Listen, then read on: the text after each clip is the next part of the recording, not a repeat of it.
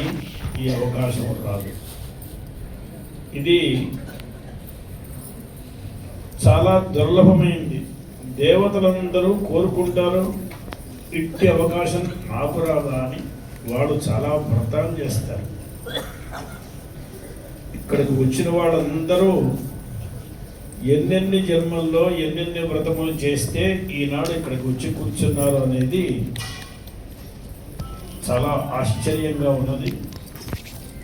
ఇటువంటి మహోన్నతమైనటువంటి చోట కూర్చుని అమ్మవారికి చేతి నిండా కుంకుమార్చన చేయడం చాలా గొప్పది.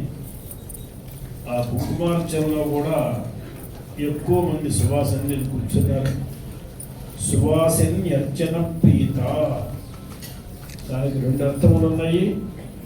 సువాసనల చేత చేయబడే పూజతో అమ్మవారు చాలా సంతుష్టురాలవుతుందని, సువాసనలకు చేసేటువంటి పూజతో కూడా అమ్మవారు సంతుష్టురాలవుతుందని. ఇక్కడ సువాసనలు అందరూ అమ్మవారిని అర్చించారు.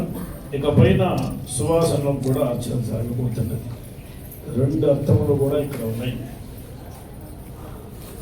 ఇటువంటి సదవకాశంలో ఒక్కసారి మనం ఆత్మానుసంధానాన్ని చేసుకోవాలి.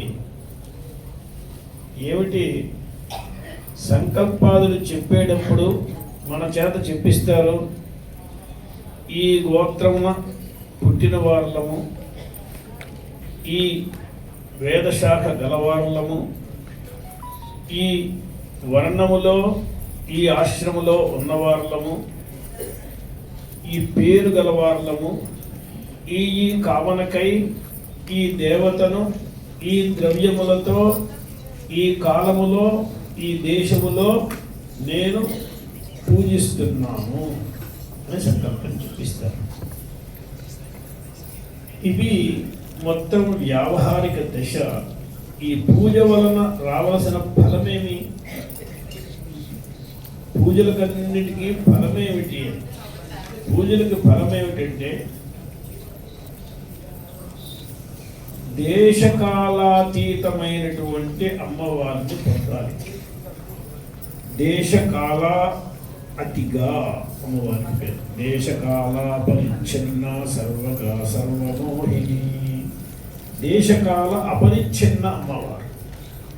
ఆ అమ్మవారి స్వరూపాన్ని మనం పొందాలి.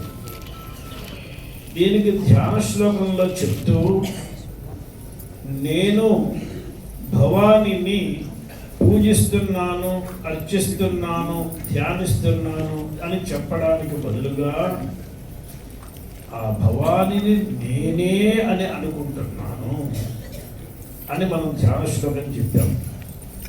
అరుణాం కరుణాతరంగితాక్షీం ధృత పాశాంకుశ పుష్ప బాణ చాపాం అణిమాదిభిరావృతాం మయూఖై.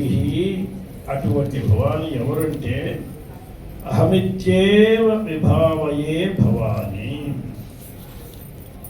ఆ భవాని ఎవరో కాదు. ఎప్పుడైతే భవానినే నేను అని అయినామో అప్పుడు వర్ణాశ్రమాలు కానీ దేశకాలములు కానీ కులగోత్రములు కానీ అవన్నీ అడ్లు వస్తాయా? అంటే పూజ వలన ఆ సిద్ధి పొందాలి. పూజకు ఆరంభంలో ఆ రకమైన సంకల్పం మనం చేశాము.